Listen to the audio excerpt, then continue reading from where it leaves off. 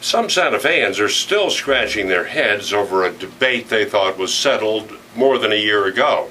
The local hospital merged with a Catholic group about a year and a half ago, and at the time the question came up, would the hospital be governed by Catholic-based ethical and religious directives? Finally, the Catholic group and the hospital agreed to keep things the same. Now that issue has come up again, or has it? The story in two parts. Part two is on a separate file on our website, KSFRG. Here's the first part of that story.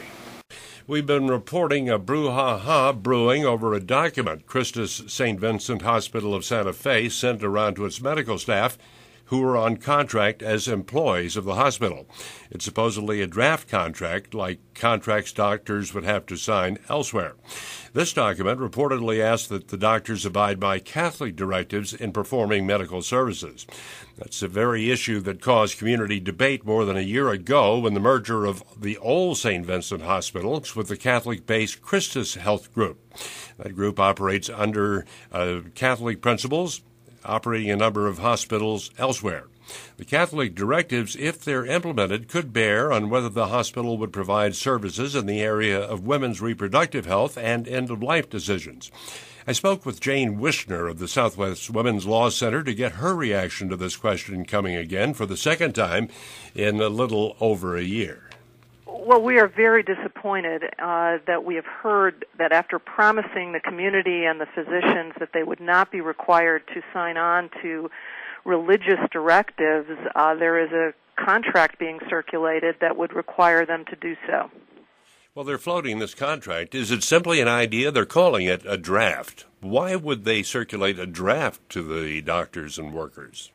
Well, I'm hoping that by saying to the press yesterday that it is a draft, that ChristUS St Vincent is open to deleting all references to the Catholic ethical and religious directives from the contract, as they promised the state, as they promised the doctors, as they told many of us in writing they would not require the doctors to sign. There was quite an uproar when the merger first came to light more than a year ago, and that writing, that document in writing, was what curbed the criticism, was it? In part. Let me see if I can find the exact quote. The state officials asked ChristUS and St. Vincent Hospital before the merger to make certain assurances in writing, and one of them was regarding agreements about individuals and the ethical and religious directives for Catholic healthcare services. And ChristUS St. Vincent told the state, and I'm quoting, "The clinical and medical staff of St. Vincent Hospital will not be required to enter into agreements regarding the ERDs, the ethical and religious directives." Similarly, they told advocates back in January of last year, members of the St. Vincent Hospital medical staff will not be required to execute agreements to comply with the ERDs. And we hope that the hospital strips out any mention of the ERDs and any contract that they require their physicians to sign. They say that they've established another unit called Support Co. to provide the services that the hospital itself might object to. Has that happened, do you know? We would like to hear more about that. To our knowledge, Support Co. has not provided any services at all. They have provided, in some limited circumstances, they may have provided funding for services that are barred under the religious directives. But we have not seen, and ChristUS and Support Co. have not been very open with the community about the exact role of Support Co. or engaged community input on Support Co. as they also had promised a year ago. Doctors are taught to follow a certain medical credo, that do no harm, and in fact is the principal credo, and do everything they can to help the patient. Beyond that, what do you believe the role of a hospital, any hospital, should be in helping a doctor arrive at that personal decision to provide service? Well, actually, I think the medical doctors, the licensed professionals in the first instance, are the ones who need to exercise their own medical judgment based on their training and knowledge and experience. and that comes first and foremost.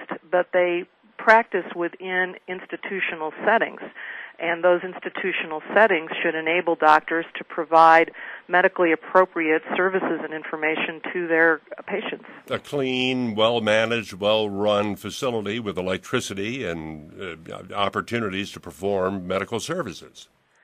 Well, I'm not going to get into all of the requirements of what a medical setting would be. Our concern is to ensure that patients are able to obtain the services that they need, and that physicians are not required to sign a document attesting to a religious moral document and doctrine that may be contrary to their own religious beliefs. Well, the point I'm raising is, and it may be naive, but you tell me if it is, isn't a hospital something like an office building that agrees to provide a certain level of service so long as the person inhabiting that office building follows the law?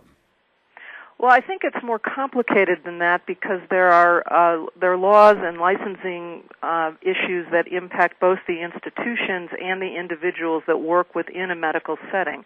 What is important with respect to St. Vincent Hospital and its role in the community is that they provide enormous amount of government-subsidized care to low-income persons in northern New Mexico. And that care should be comprehensive, and doctors should be able to practice according to their own professional medical judgments. What do you think will happen next, Jane Wishner? I hope that the hospital will announce that it is going to remove any requirement that the physicians or staff at St. Vincent Hospital have to agree to and sign a document agreeing to be bound by religious directives, as they had promised would be the case a year ago. Jane Wishner, many thanks. Thank you.